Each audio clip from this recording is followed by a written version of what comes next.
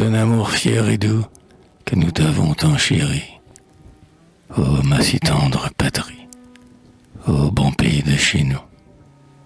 Si devant toi je m'incline, c'est que je sens la beauté, l'immortelle vérité de ta légende divine. Ouais, je t'aimerai toujours, même si la guerre sombre de toi ne faisait qu'une ombre. Ô patrie, ô mes amours.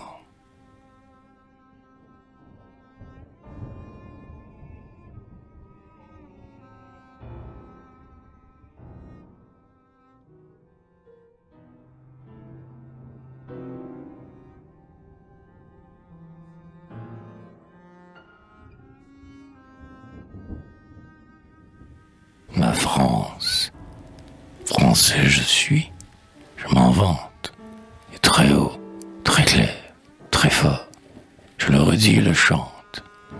Ouais, je suis français d'abord, mais n'ayez soupçon ni doute, pour le loyal que je suis, la France, où mon âme est toute, ma France, c'est mon pays.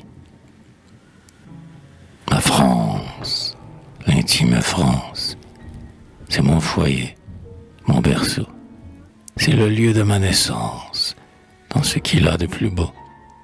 C'est la terre où s'enracine l'érable national. C'est le ciel où se dessine la croix du clocher natal. La douce image de l'autre tremble encore dans nos yeux. Laquelle aimais-je? La nôtre. Je les aime toutes deux. Indivisible patrie, ces deux France, pour toujours, tout notre cœur chéri, ne font qu'une en nos amours. Qu'un lâche à sa race mente, moi, je suis français d'abord.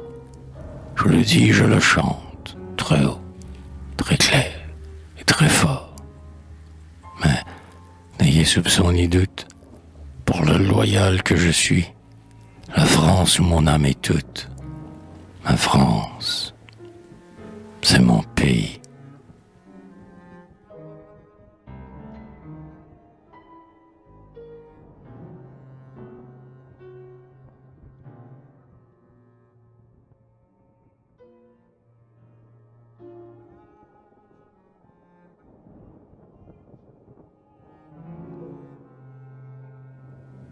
La lignée.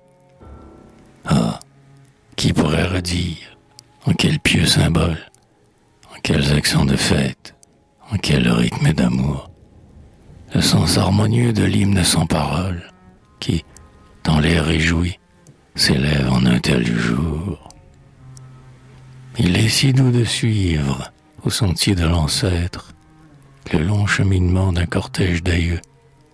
Un invincible émoi nous trouble et nous pénètre, et des pleurs de tendresse éblouissent nos yeux. Elle fut si féconde, en effet, l'alliance, de la douce Normande et du noble Saxon, idylle où les pipeaux d'Angleterre et de France ont soupiré leur plainte en un grave unisson. 2 siècles ont vu naître et renaître l'aurore, sur la colline où gît l'heureux couple d'antan, et les fleurs de mémoire y frémissent encore, comme sur les tombeaux d'Isolde et de Tristan. L'anniversaire passe et revient. La famille célèbre les printemps de ce passé lointain, et le père a son fils, et la mère a sa fille, de Claude et Catherine, évoque le destin. L'humble postérité de la race qui s'aime, malgré le sort, malgré les temps et leur rigueur, au levant, au couchant, au sud, au nord, et sème, affirmant au soleil sa native vigueur. Du château des Farnsworth, la maison canadienne n'a pas l'air orgueilleux ni le farouche aspect, mais ses pignons en pointe et sa lucarne ancienne, à tous les mécréants, impose le respect. Le maître chevronné le toit de pièces lourdes. Lui-même il enfonça les étançons du mur.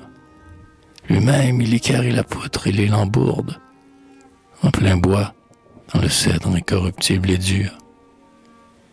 Il ne fut pas celui qui bâtit sur le sable.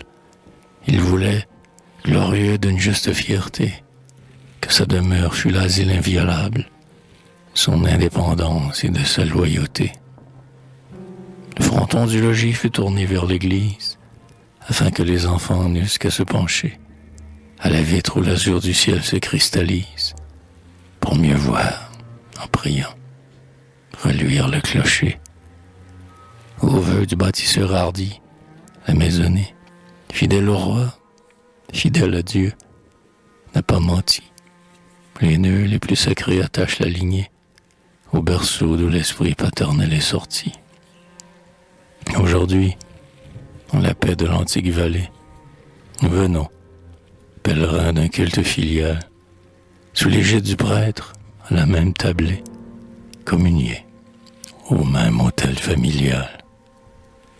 Des hauteurs où coula le flot du baptistère, jusqu'au champ dont la gerbe est offerte au Seigneur, nous arrivent des voix qui ne veulent se taire, et les morts, de plus près, nous parlent de bonheur. Est-ce un rêve? Dans quelle aube surnaturelle, dans quel prestigieux demi-jour a brillé, je ne sais quelle image idéalement belle. Miracle, n'est-ce pas l'ange du jubilé? N'est-ce pas un esprit, une âme revenante, qui s'avance invisible et vole autour de nous? Aux blanches visions d'une immortelle absente, tu fais courber nos fronts et fléchir nos genoux. Oh, chère ombre, un instant, soulève ton long voile. Une femme, une mère auguste, nous sourit. L'opale de la bague au cercle d'or. Étoile, le bouquet nuptial qui dans sa main fleurit. Protectrice des tiens, mère, je te salue. Patronne de douceur, de grâce et de beauté, fais descendre sur nous, âme sainte, âme élue, les bénédictions de ton éternité.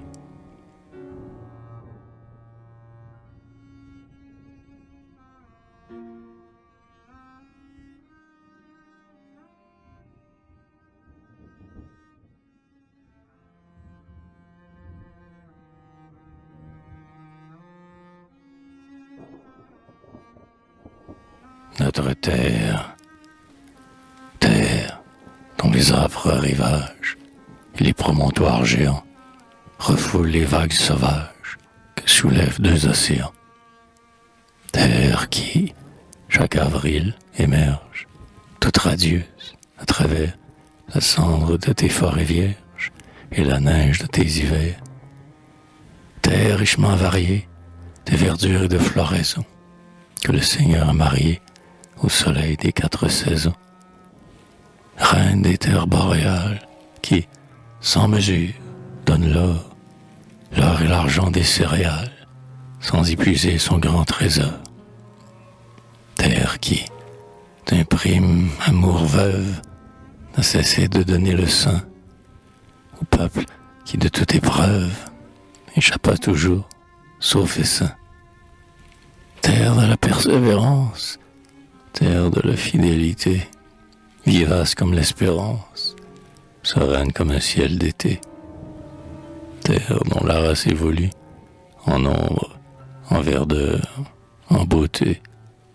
Notre terre, je te salue, avec amour, avec fierté.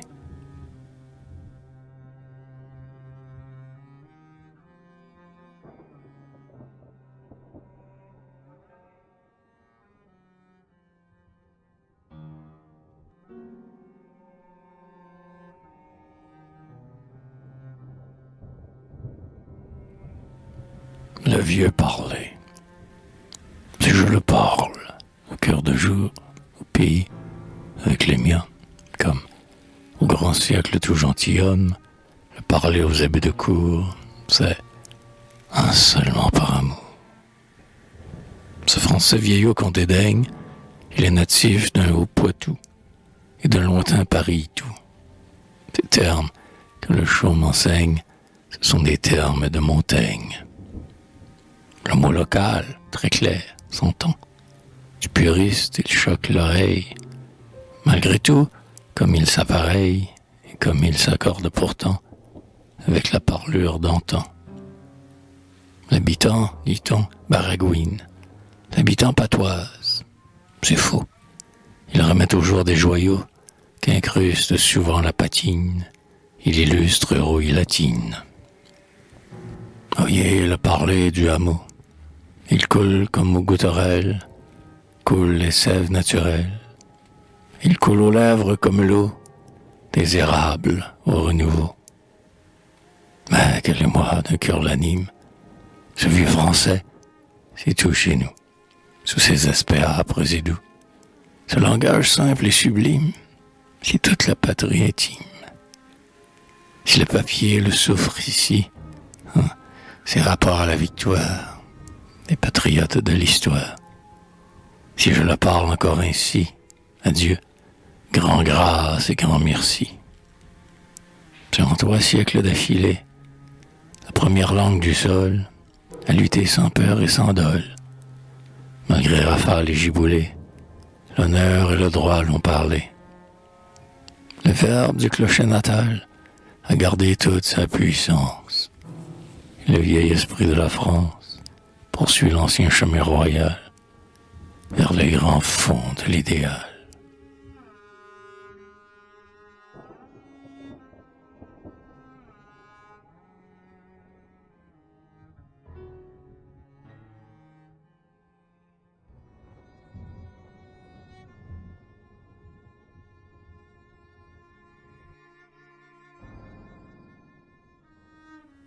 Reste française.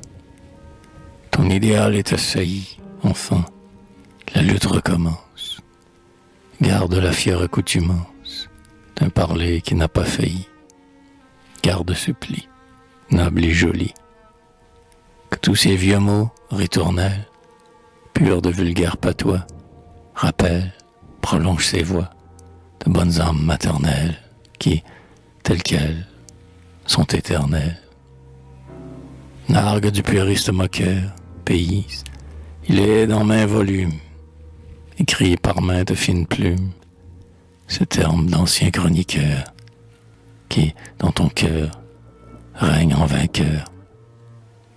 Chrétienne, honore l'humble école, qu'elle t'enseigne à sa façon, par vive et vocale leçon, la foi qui jamais ne viole, le grand symbole de la parole. Vénère ton français vieillot, par la peur et par la racine, c'est parfois un peu de racine, du Villon, du Rémi Bello et du Boileau, clair comme l'eau. N'imite pas la veulerie, des lâches qui se tiennent quoi. Fille du sol, fais ce que doit. Front haut, revendique l'oirie, l'ancestrerie de ta patrie. Fais reluire en toute beauté tout le pur or sans alliage, le bel or franc du bon langage, non par bravade et vanité, mais par fierté de royauté. Sur tes lèvres, qu'il ne se taise, le doux parler de tous tes jours, au vieux Québec de nos amours, comme en toute province anglaise, sois toujours aise d'être française.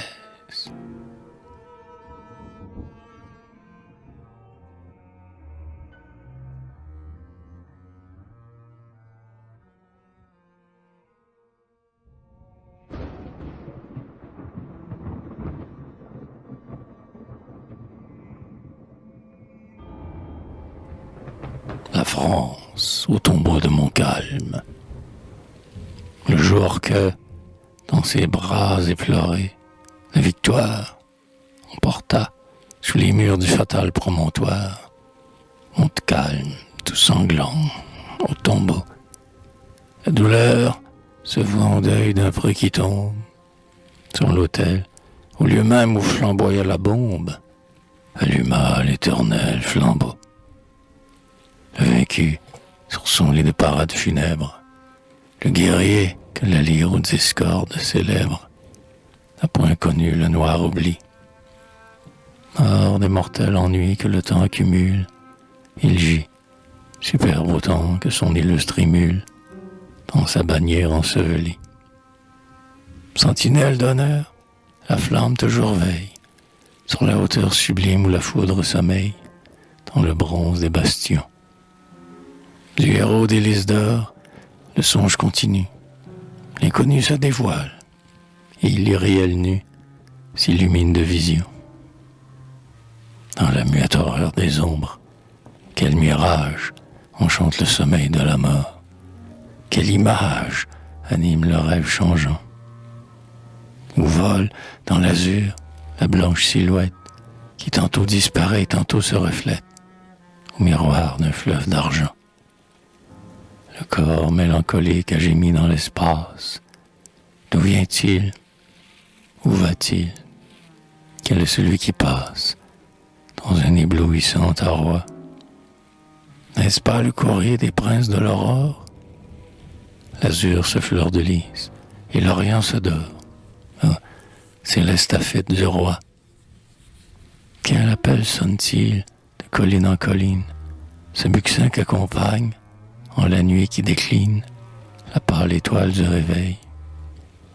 Ce corps dont la musique annonce la lumière. Oh mon calme, ce n'est pas la trompette guerrière, ni le clairon du roi soleil. Un message d'amour, une heureuse dépêche, comme un souffle de mai, comme une brise fraîche, affranchit la mer du matin. Et les plus belles fleurs d'une flore immortelle ont mêlé les parfums d'une terre nouvelle aux parfums d'un pays lointain. Les héros a frémi, des voix pleines de charme, gonflant les yeux émus de ces divines larmes que le cœur ne peut retenir. Des siècles de la gloire ont ravi le silence.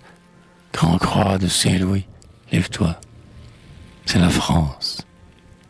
C'est la France du souvenir.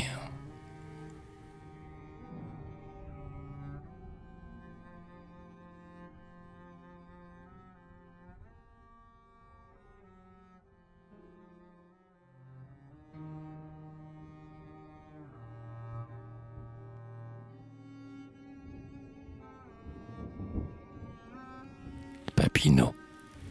La nuit, pleurant la fuite et la mort des étoiles, du manoir ancestral enténébrait le seuil. Il trépassa. Le deuil, déployant de longs voiles, de muettes douleurs fit escorte au cercueil. La tristesse des noirs exils couvre la terre dans laquelle le corps a voulu se coucher et rend plus angoissant l'abîme du mystère où Dante, sans pâlir, ne pourrait se pencher. Sur l'herbe, le sentier du pèlerin s'enfonce. L'hiver n'a point fait choir les palmes des cyprès. Mais quel fatal hiver a tué sous la ronce ces radieuses fleurs qui calment les regrets. Novembre, au jour marqué, novembre en larmes passe, et comme un long cortège en prière, les vents, les grands vents, dont la plainte errante emplit l'espace, de tombeau en tombeau, implore les vivants.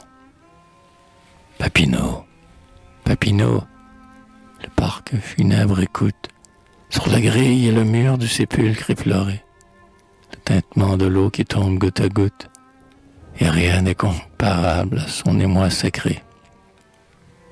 Où donc est-il, grand Dieu, le fier protestataire qui, portant l'orgueil d'une race, a jeté dans le souffle et l'éclat du verbe héréditaire les cris de hardiesse et de virilité?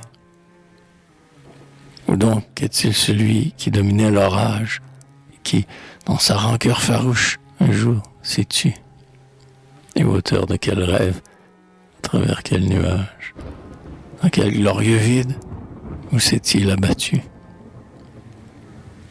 Où sont-ils donc ces jours, dont la cendre et la flamme, sans que meure l'éclair du fantôme qui fuit, en s'évanouissant dans le recul du drame, comme un feu de montagne, en un brouillard, la nuit. Hélas, tout est gisant, et tout ce que la tombe, en ses vastes secrets, n'a pas enseveli, à l'infini remonte, L'infini retombe, dans un silence lourd comme un siècle d'oubli. Ah, pitié, toi que navre encore un tel désastre, ne vois-tu pas, au moins, dans tes grands jours du bien, n'as-tu pas vu, parmi la poussière de l'astre, le signe, le rayon d'un baptême chrétien?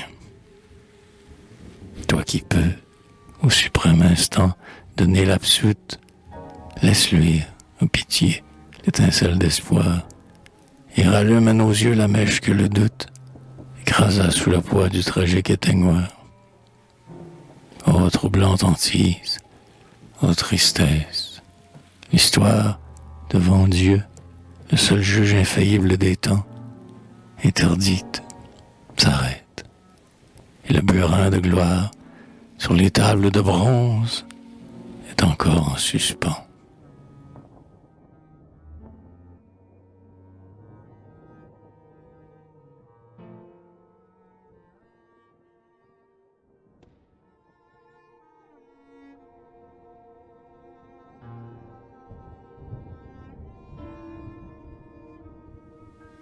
À Crémazie, dans le plein jour du ciel natal qu'elle reflète, et que l'ombre d'exil ne vient plus assombrir, nos yeux ont reconnu l'image du poète, telle que la douleur et le rêve l'ont faite, et nos mains vont se tendre, et nos bras vont s'ouvrir. Nous t'embrasserons tous, ô notre doux aide, ô notre illustre barde, enfin, grâce au sculpteur, grâce au maître inspiré que l'idéal obsède, enfin tu nous reviens, enfin l'on te possède, et tu nous apparais comme un triomphateur. Un frisson de lumière a passé sur ta tempe, tu revis, et, vibrant à l'appel de tes yeux, le vieux soldat mourant se redresse et se campe, et le drapeau déroule au sommet de la hampe, la gloire des lys d'or, dans la gloire des cieux. Suprême illusion de l'œuvre de l'artiste, prolongeant jusqu'à nous les coups répercutés, des rythmes dont le charme attendrissant persiste, au souffle harmonieux de la Saint-Jean-Baptiste, les cordes d'une lyre invisible ont chanté. Oh poète, c'est toi, nous t'écoutons encore, sous le rayonnement de nos clochers vainqueurs. C'est ta race, aujourd'hui, qui t'exalte et t'honore, et, comme un carillon, la trompette sonore, dans un groupe infrangible, a réuni les cœurs. Dans cette île de gloire où la ville évolue, tout un peuple t'acclame, au pied du Mont-Royal. Maisonneuve te nomme et Chénier te salue. Jeannemance s'incline, et Bourget, l'ombre élue, te bénit, te console, au chantre de Laval. Ta place parmi nous, nous l'avons élargie. Le temple de mémoire ouvre sa porte en deuil. Barde, que ta tristesse enfin se réfugie, que le mal de ta peine et de ta nostalgie s'apaise au gracieux sourire de l'accueil. Les villages pieux et les villes fidèles, de roses ont fleuri et les chemins du retour, et les brises du fleuve apportent sur leurs ailes, avec tous les parfums des floraisons nouvelles, des messages de paix, de bonheur et d'amour. De tous ces ornements, le sol te fait l'offrande. L'érable a déployé l'emblème qui te plaît. L'été, sur la montagne, a tressé sa guirlande. Et c'est en ton honneur que la chanson normande, ce matin, tes coteaux en fête, s'envolait. Oh, toi, tous ces refrains de musique lointaine, que les jolis rosiers blancs et les pommiers doux effeuillent sur les eaux de la claire fontaine. À toi, tous les respects d'une race hautaine. À toi, tous les bonjours du pays de chez nous. À toi, les dons sacrés au divin Crémazie, l'encens du souvenir et de la piété, les fleurs de l'éloquence et de la poésie. À toi, la palme. À toi, la coupe d'ambroisie. À toi, le vêtement de l'immortalité.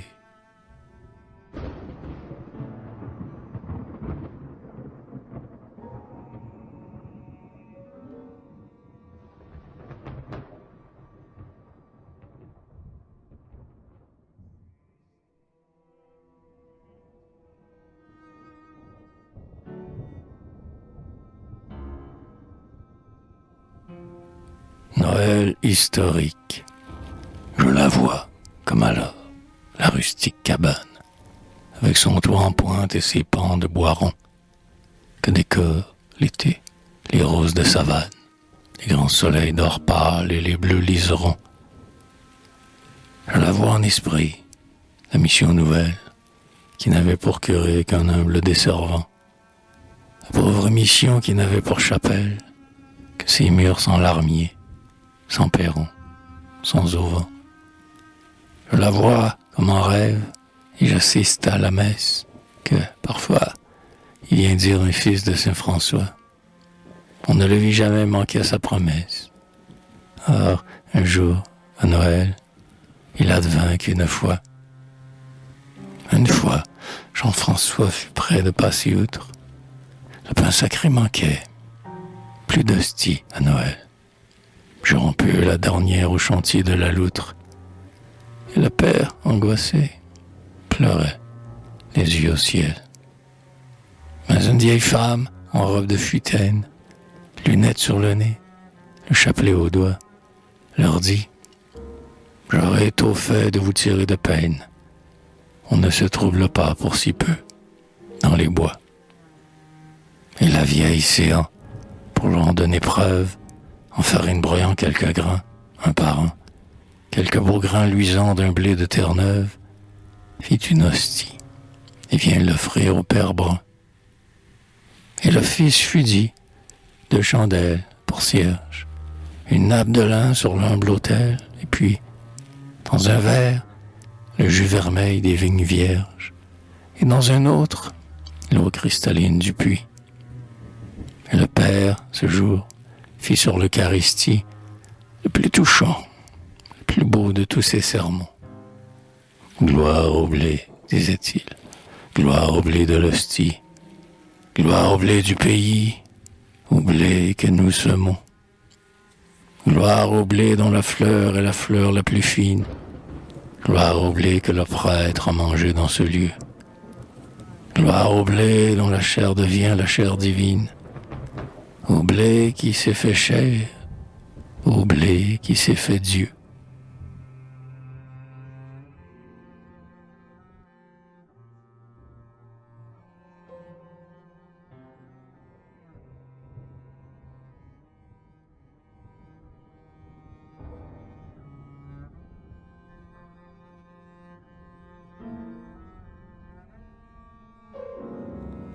Épiphanie. Oh, quelle épiphanie, en ces pays sauvages, d'un rayon d'évangile à peine illuminé, fit venir, comme au lieu où le sauveur est né, le message de l'ange et l'étoile du mage. Quel miracle d'audace et de foi fit bâtir, malgré tous les démons du désert, une église, et graver la façade et buriner l'assise, au chiffre glorieux de Brébeuf, le martyr. Tandis que les chevaux du colon qui moissonne rouleront à plein char sur les coteaux voisins, seigle jaune, foin vert et rouge sarrasin, quel rite évoquera Lucifer en personne? Quel pouvoir forcera le diable à charroyer les poutres, les troncs d'arbres et les quartiers de roche, jusqu'au jour où la croix du taurillon sans cloche, épouvanté d'horreur, viendra le foudroyer. Ah, qu'il fut beau le jour où sous les vertes berges, on vit comme en cadence au chant des bûcherons, s'élever vers le ciel le cèdre des chevrons, tout odorant du vierge encens des forêts vierges. Voyez-les donc, quel souffle anime le chantier. Elle est sensible à tous, l'aide surnaturelle, au bras des jeunes gens, moins lourde est la poutrelle, plus légère est la hache aux mains du charpentier. Et la pierre des champs qu'un blanc mortier maçonne, et qu'arracha le soc des cendres du terroir, incassable à l'égal des cailloux du manoir, monte et, de rang en rang, d'elle-même s'ordonne. Enfin, quand tout est joint, charpenté, chevillé, avec amour, au cœur doré d'un sycomore, un naïf artisan taille un saint Isidore, à l'épaule portant une gerbe de blé. le jour inaugural a brillé. La bourgade croit voir le coq gaulois, bec ouvert, tête au vent, sur ses grêles ergots de fer se soulevant, comme pour claironner sa plus sonore aubade. Votre église est ouverte. Accourez, moissonneur. L'autel où du patron la relique est sortie, avec le parlançon du pauvre, offre l'hostie d'amour, de sacrifice, au Seigneur des Seigneurs. Cette légende flotte encore sous le chaume. Les anciens du pays affirment que Satan, changé par Saint-Michel en un cheval fantôme, a charrouillé le bois de l'église d'antan.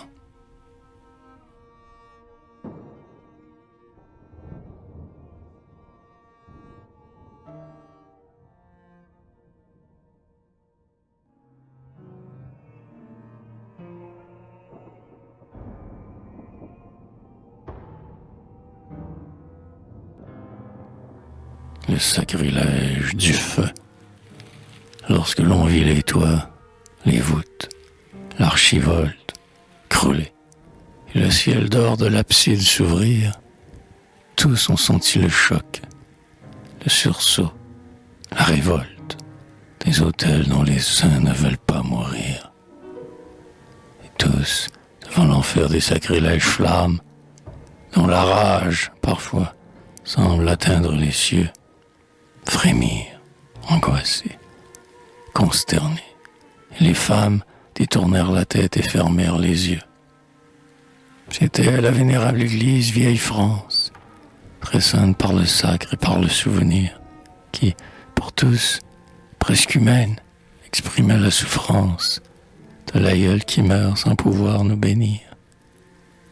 Elle gît maintenant sous un linceul de cendre, dans l'horreur des parvis où tout est vide et noir. Des siècles éplorés, la voix se fait entendre, un souffle, une ombre, une âme et soupir.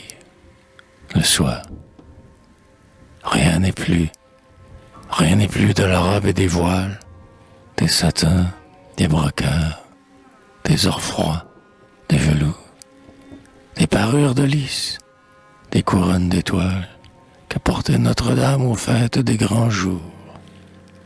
Rien n'est plus de la gloire historique des dômes, arc-boutés dans le roc pour une éternité. Rien n'est plus dans le ciel en deuil que les fantômes d'un beffroi mort et d'un clocher décapité. Les reins n'ébranlent plus les tours de la prière. La chère basilique, elle est morte pour nous. À peine à son chevet, une dalle, une pierre, où nous pourrions prier et pleurer à genoux. Morte? Oh non. De l'encens qui monte des lieux sombres, où s'aligne, à plein rang, un peuple de défunts. Du vieil encens pieux qu'exhalent les décombres, l'affreux bûcher n'a pas brûlé tous les parfums. Non, celle dont la mitre illustre les diptyques va renaître, non pas des cendres que le feu consume, mais des cœurs issus des cœurs antiques, cœurs profonds, toujours pleins des richesses de Dieu.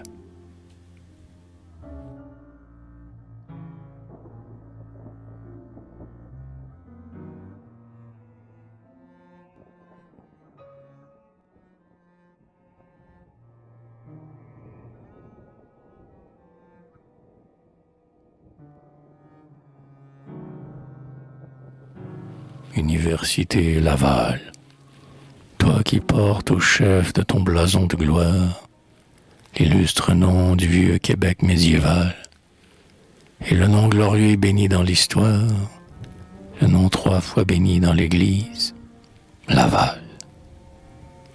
Rival de Louvain, d'Oxford, de Salamanque, juge, arbitre, interprète éclairé des auteurs, toute la science humaine qui nous manque, Sorbonne que décore un peuple de docteurs.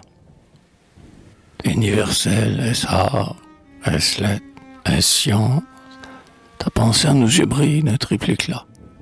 Et le vieux palmarès de tes munificences porte aujourd'hui le sel et le nom du prélat.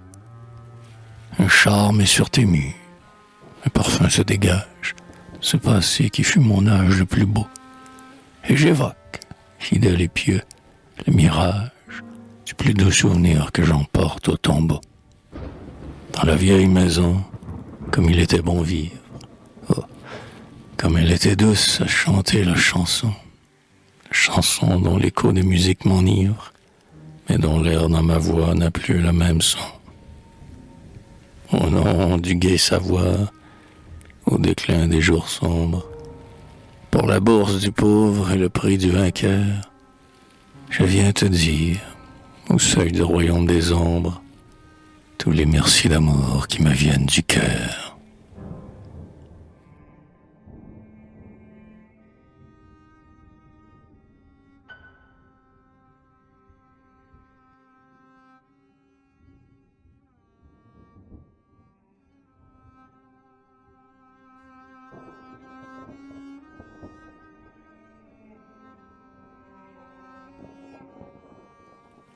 Le vieux fort, morne et sombre, au sommet d'un rocher de basalte, glorifiant le deuil, la pensée et l'effort, ces vieux temps français que l'épopée exalte, se dresse, audacieux quand même, le vieux fort.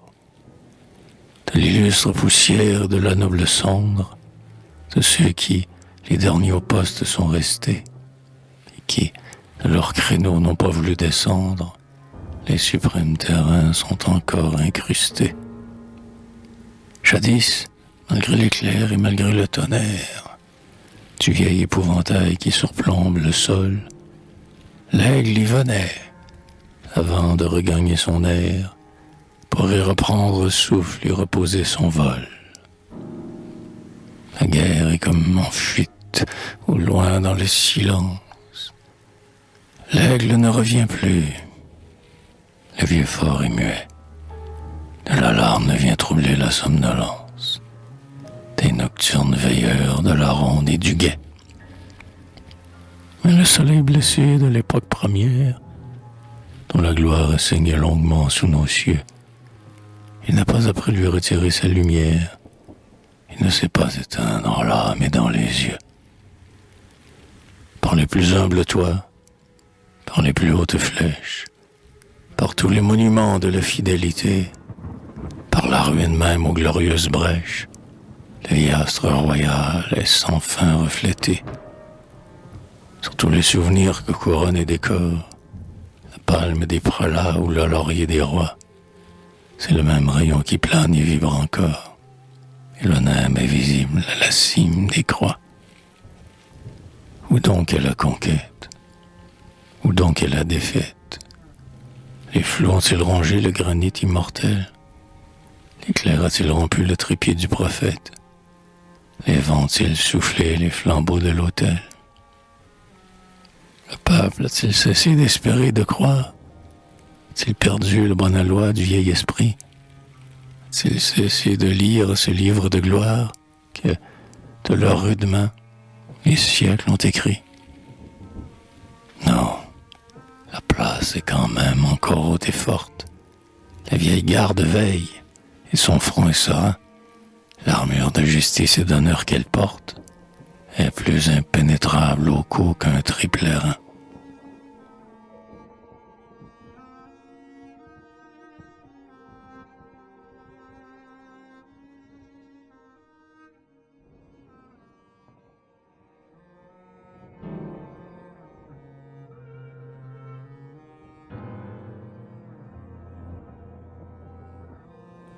La bonne France, douce France, France jolie, France d'amour et d'idéal, qui, dans ton épique folie, a fait tant de bien pour le mal. Tant de fois tu fus déchiré par les crocs sanglants du vainqueur, mais ce qu'ils n'ont pas altéré, c'est la jeunesse de ton cœur, c'est l'éternelle joliesse de celle qu'un rien n'attendrit, et qui, de peine ou de liesse, en larmes douces, pleure ou rit. C'est, dans toute sombre ambiance, quand l'horizon semble d'airain, cette enfantine confiance, dont l'azur est toujours serein. France dont le cœur surabonde de gentillesse et de pitié. Rien ne résiste dans le monde au charme de ton amitié. Il suffit qu'une voix te nomme et s'élève pour t'acclamer, pour que tout noble et fier cœur d'homme s'émeuve et se prenne à t'aimer. Ah, c'est que ton front reste encore toujours rayonnant ou éclair comme le front d'or de l'aurore dans le ciel limpide de l'air.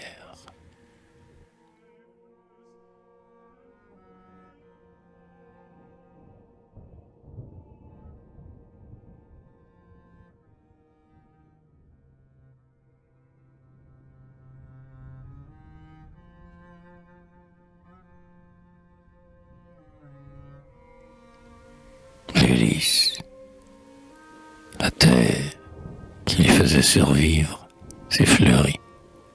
Ces grands lys de neige, au cœur tout rutilant, dont la fleur fait songer à la fleur d'armoirie, qui fleure de lisée d'or l'azur du drapeau blanc. Les tiges en poussant semblent s'être tendues, comme en un même jet de sève et de fierté, et vers le ciel, vers Dieu, montent à fleurs perdues, et nulle floraison n'égale leur beauté. On les verra toujours monter en telle gloire, comme pour protester et redire à jamais, au siècle du soleil, au siècle de l'histoire, que le seul qui les porte est encore français.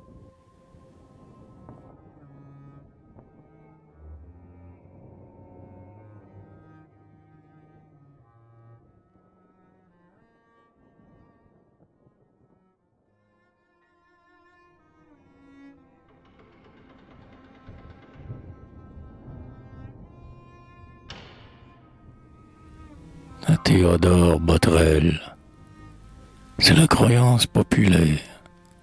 On dit que les chansons de bord font danser dans le ciel polaire les blanches aurores du nord. On dit aussi que la cadence de la rame et des avirons ralentit ou presse la danse ronde des clairons. Botrel, plus grande est la magie de tes refrains évocateurs, auquel merveille surgit dans nos esprits et dans nos cœurs. Comme un preste vol d'alouettes qui éveille les pas du semeur, comme une bande de mouettes s'enlève au rythme du rameur. Le sein doré de nos légendes, nos cantilènes d'autrefois, vieux Noël, berceuse normande, ouvrent leurs ailes à ta voix. Entends-tu la note lointaine? Perçois-tu le frais gazouillis du rossignol de la fontaine, du rossignol des bois jolis? Écoute la belle Françoise, qui veut toujours s'y marier dans sa paroisse, et qui se fait toujours prier. N'entends-tu pas la belle rose au rosier blanc, qui désire et veut, mais qui n'ose offrir son petit cœur tremblant? La belle rose me repousse, la mignonne attend pour s'ouvrir, que le petit doigt de ta douce s'en vienne en passant l'accueillir.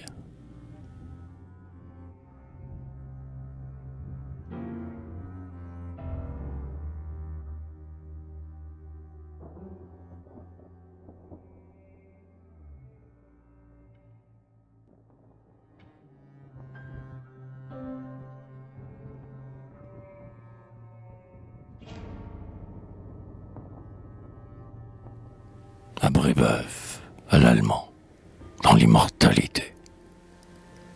Vers l'illustre auteur que vous avez atteinte, vers vous, que tout le ciel glorifie avec nous, magnanime héros de notre histoire sainte, nous avons joint les mains et plié les genoux. Nous saluons en vous, victorieux quand même, malgré tous les tourments d'un calvaire de feu, par un céleste élan d'héroïsme suprême, Dieu glorieux en l'homme, et l'homme grand par Dieu. Apôtre de Jésus, votre gloire domine une époque qui touche au sublime infini, holocauste sacré dont la flamme illumine les ombres de la croix et de Gethsémani. Le jour portant en haut l'honneur des sacerdoces, vous avez traversé l'abîme des douleurs, vos yeux comme au matin de vos mystiques noces, dans l'éclair d'un regard, se sont mouillés de pleurs. Vous pleuriez, non sur vous, pauvres missionnaires, vous pleuriez sur la plaine et les bois et les monts, où règne la terreur des luttes sanguinaires, que tient en son pouvoir un peuple de démons. Dans la forêt, depuis l'effroyable épouvante, les torches des bourreaux ne viennent plus errer, la brise des soupirs de prières vivantes, mais la forêt se meurt de ne pouvoir pleurer. Les sentiers d'où s'exhale un parfum d'aromates ne se hérissent plus des flèches de l'enfer. Sous la pourpre des fleurs on croit voir les stigmates du martyre inouï que la terre a souffert. Vos larmes, vos martyrs, n'auront pas été vaines, et, dans les régions de l'âme et de l'esprit, le miracle du sang qui jaillit de vos veines fit fleurir la vertu du sang de Jésus-Christ. Témoignage éclatant des divines épreuves, vrai miracle français qu'un immortel clergé, riche de la richesse innombrable des œuvres, d'âge en âge, jusqu'à nos jours, a prolongé.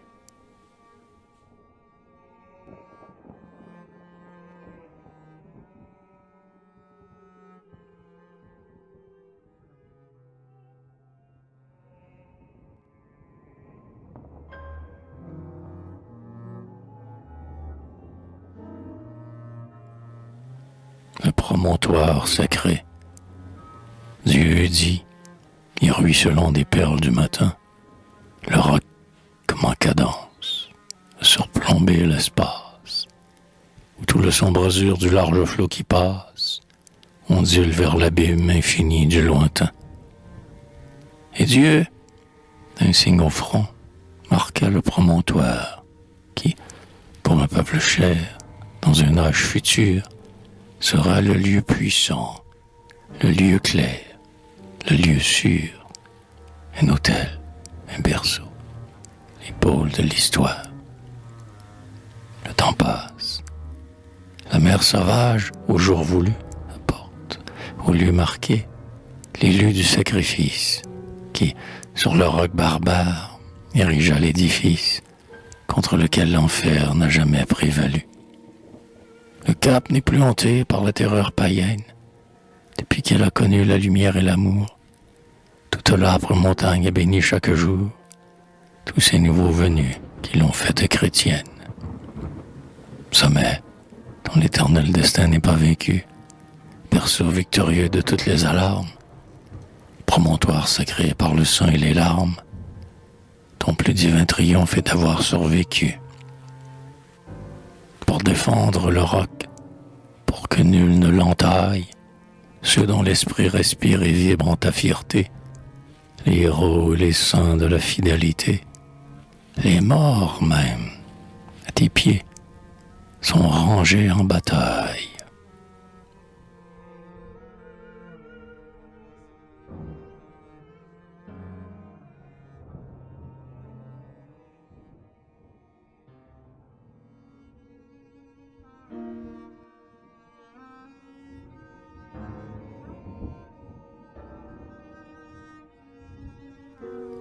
La maison de Gérin, vieille demeure canadienne, dont l'âge et la solidité expriment bien la race ancienne, et son orgueil d'être terrienne, et son rêve d'éternité.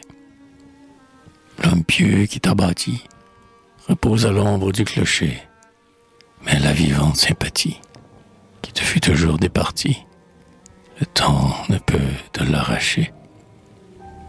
Quel prix as-tu donc? Quel mérite devant l'histoire et devant Dieu?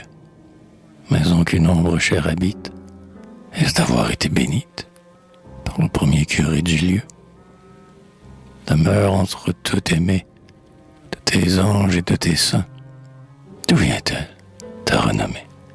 Toi qui vécus toujours fermé, nos ambitieux desseins. retraite où le doux solitaire François de Sales eût trouvé, pour y vivre la vie austère, la paix, le calme, le mystère, du cher petit coin tant rêvé, dans le décor des vieilles choses que le ciel se plaît à bénir. Quelle prestigieuse cause attire vers tes portes closes les pèlerins du souvenir. Dans un lointain de rêverie, n'entends-tu pas le bruit profond, la grave louange attendrie de cette petite patrie dont le cœur à ton cœur répond?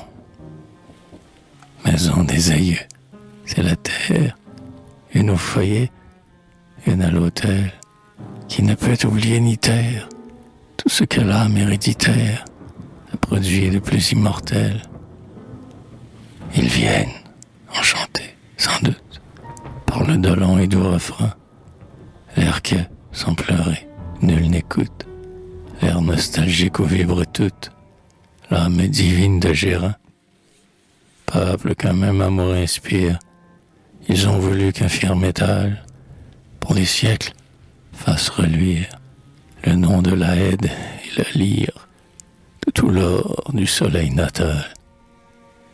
Et tous, devant l'image agreste que respecte le bon passant, ils ont, avec le même geste, glorifié tout ce qui reste, tout ce qui charme en vieillissant. Et toi, qui l'évoque en son livre, Mère Auguste, c'est ta bonté qui, jusqu'au bout, lui fit poursuivre l'ouvrage qui le fait survivre. C'est par ton cœur qu'il a chanté. Chair morte, ombre sainte, agrée, les honneurs dont il se défend, que ta maison nous soit sacrée, qu'elle soit à jamais parée de la gloire de ton enfant.